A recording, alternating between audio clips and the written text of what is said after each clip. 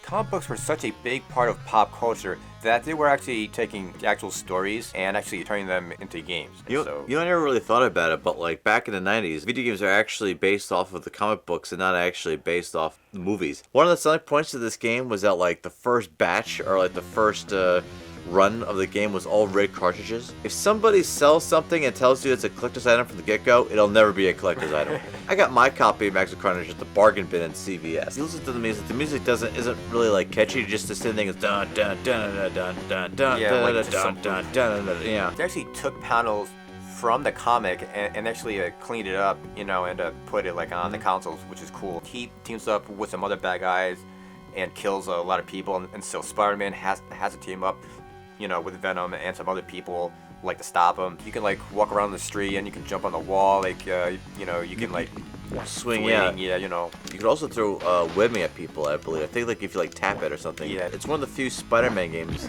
You just catch that double smash? Yeah. It's one of the few games where like you could use whipping as much as you want and it won't like deplete it. What's strange about the art design is like every once in a while they like cheat. Like for example, these guys here, like you could tell that they just didn't want to draw faces anymore. Newspaper. Chicks with berets. Probably the most dangerous thing in the 90s. There is supposed to be a secret level. Yeah, if you I don't know where. If you get kicked into a window, you're right. If you beat up the water tower, you get like a 1-up or something. But it's a ridiculous amount of hits. Get the water tower first. Forget it. Yeah, so this is the last panel of the first comic. Yo, this guy is so frustrating.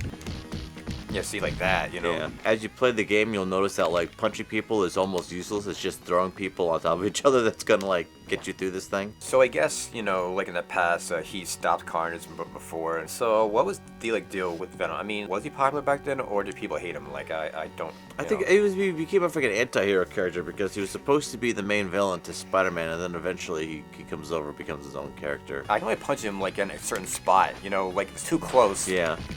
See? Oh yeah, and it always sucker punches you back whenever you hit him. This is another example of like villains that like we very ever heard of. Demogoblin is just another variation of like the Green Goblin and what's the other one? It's cheap. Let's take a moment to see a Mary Jane like in her underwear. The comic did it much better. I can see what they were trying to do. They're trying to have maximum violence and maximum action by just fighting every character that they can possibly think of that they don't at once.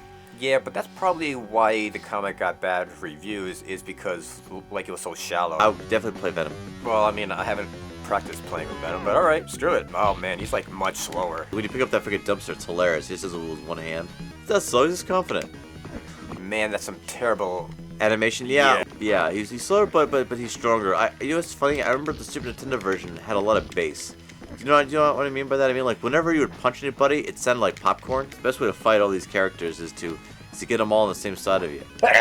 Well, that's it, yeah. Man, the cat's levy today. Wow, I am not used to controls at all. There's one thing I actually didn't like about Venom. It is not easy to throw the characters onto the other groups of people. Saying. You're not doing bad like you're playing this 20 years ago. No, the game won't just give you a continue. You have to find them, and usually, like their secrets. Well, what kind of game depends on secrets? Zelda.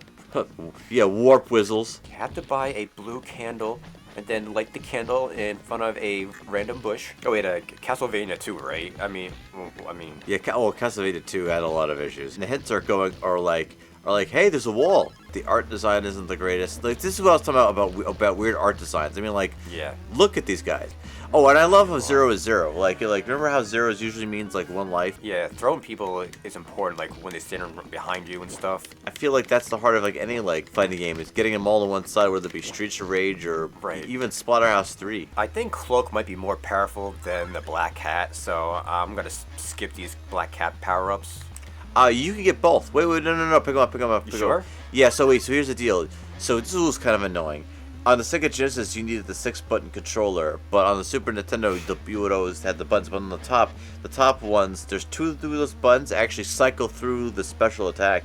Oh, I see. You're right. I was playing through the whole game using one thing. Yeah, I mean, basically what Max of Carnage is, it's just a lot of boss fight. Shriek is completely useless by herself. If you're Spider-Man, you could bring in Venom.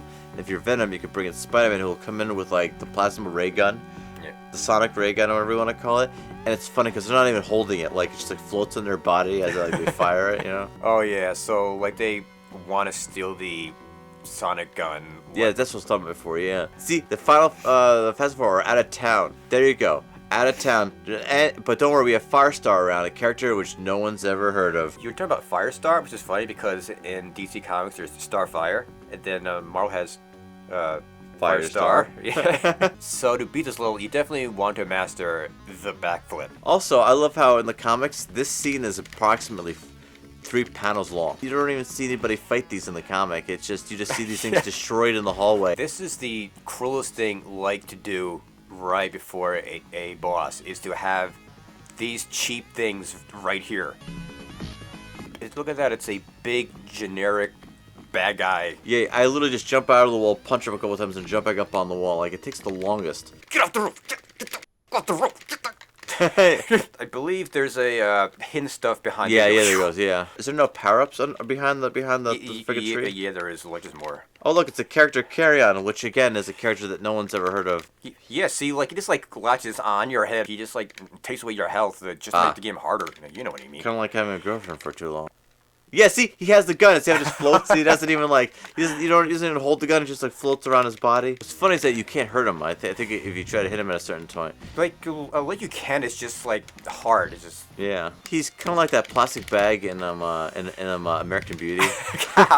Floating around, you mean? Yeah, right. Hey, so are you guys interested in comic books? I mean, like, what do you think about us doing comic book games? You know, leave a comment about that. Or especially comic book games with plot lines that nobody's cared about in 20 years.